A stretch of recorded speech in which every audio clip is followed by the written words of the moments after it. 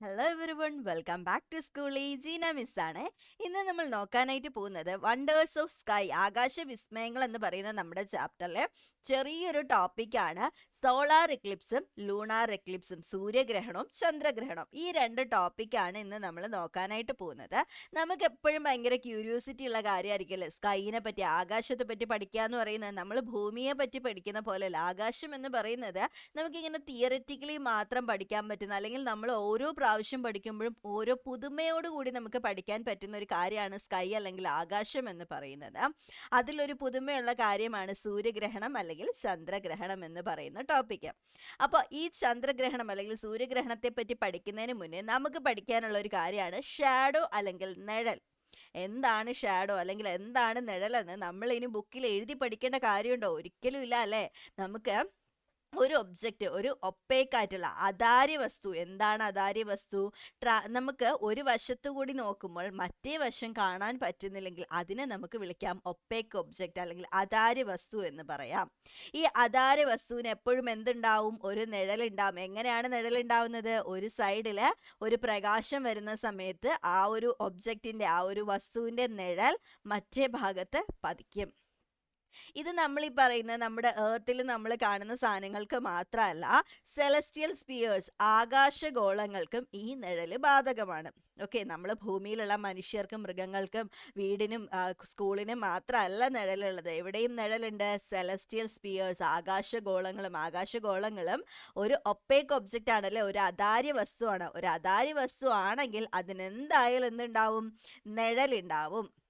Okay, എന്നാൽ ഒരു ആകാശഗോളത്തിന്, ഒരു സെലസ്റ്റിയൽ സ്പിയേഴ്സിന് ഉണ്ടാവുന്ന നിഴല് ഈ രീതിയിലായിരിക്കും. സൂര്യന്റെ പ്രകാശം ഇവിടേക്ക് വന്ന് പതിക്കുന്നു. ആൻഡ് എവിടെയാണോ പതിക്കുന്നത് അതിൽ നിന്ന് ഓപ്പോസിറ്റ് സൈഡ് ഒരു കോൺ ഷേപ്പിലായിരിക്കും എന്തുണ്ടാവുക? ഇതിന്റെ നിഴൽ ഉണ്ടാവുക.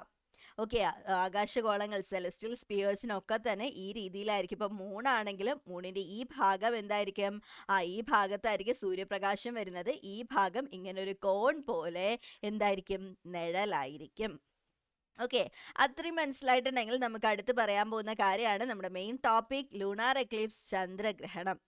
അതായത് നമുക്കറിയാം ഭൂമി എന്ത് ചെയ്യുന്നുണ്ട്? സൂര്യൻ ഇങ്ങനെ ചുറ്റിക്കൊണ്ടേയിരിക്കുകയാണ് അല്ലേ. എർത്ത് എന്ത് ചെയ്യുന്നുണ്ട്? സണ്ണിനെ റിവോൾവ് ചെയ്യുന്നുണ്ട്. ഇതേപോലെ തന്നെ എർത്തിനെയും ഭൂമിയും ഒരാൾ ചുറ്റുന്നില്ലേ? ആരാണ്? മൂൺ ചുറ്റുന്നുണ്ട് അല്ലേ. നമ്മുടെ ചന്ദ്രൻ നമ്മുടെ ഭൂമിയെ ഇങ്ങനെ ചുറ്റുന്നുണ്ട് അല്ലേ. അപ്പോ ഇവരിങ്ങനെ ചുറ്റി ചുറ്റി ചുറ്റി ഒരു സമയം എത്തുമ്പോൾ ഇവർ മൂന്ന് പേരും ഒരു നേർരേഖ അഥവാ ഒരു സ്ട്രെയിറ്റ് ലൈനിൽ വരുന്നു. ഓക്കെ, ഇവര് മൂന്ന് പേരും ഈ കാണുന്ന പോലെ സൂര്യൻ, ചന്ദ്രൻ, ഭൂമി, സൺ, മൂൺ, എർത്ത്, അല്ലെങ്കിൽ സൂര്യൻ, ഭൂമി, ചന്ദ്രൻ, സൺ, എർത്ത് ആൻഡ് മൂൺ. ഇതുപോലെ ഒരു നേർരേഖ, ഒരു ലൈൻ വരച്ചു കഴിഞ്ഞാൽ ആ ലൈനിൽ നമ്മൾ അസംബ്ലിക്കൊക്കെ നിൽക്കുമ്പോൾ നമ്മളടുത്ത് പറയുമല്ലോ ലൈനിൽ നിൽക്കണമെന്ന്. പക്ഷെ നമ്മൾ അങ്ങനെയൊക്കെ ഇങ്ങനെ വാലാകോലൊക്കെ ആയിരിക്കും നിൽക്കുക. പക്ഷെ അങ്ങനെയല്ല, കറക്റ്റ് ഒരു സ്ട്രെയിറ്റ് ലൈനിൽ ഇവർ വരികയാണ്. ഇങ്ങനെ വരുമ്പോഴാണ് ഗ്രഹണം സംഭവിക്കുന്നത്. പക്ഷെ എങ്ങനെയായിരിക്കും ഇങ്ങനെ വരുമ്പോൾ എന്ത് ഗ്രഹണമായിരിക്കും സംഭവിക്കുന്നത്? സോളാർ എക്ലിപ്സ് ആയിരിക്കുമോ അതോ ലൂണാർ എക്ലിപ്സ് ആയിരിക്കുമോ എന്നുള്ളതാണ് നമുക്ക് നോക്കാനായിട്ട് പോകുന്നത്. അപ്പൊ നമുക്ക് ഈ ഒരു കേസ് എടുക്കാം. രണ്ടാമത്തെ കേസ്, നമുക്ക് ആദ്യം രണ്ടാമത്തെ കാര്യം പഠിക്കാം. സൂര്യനും ഭൂമിയും ചന്ദ്രനും എന്ത് ചെയ്യുന്നുണ്ട്? ഒരു സ്ട്രെയിറ്റ് ലൈൻ, ഒരു നേർരേഖയിൽ വരുന്നു. ഇതിൽ ആരാണ് നടുവിൽ ഭൂമി, എർത്ത് നടുവിൽ വരികയാണ്.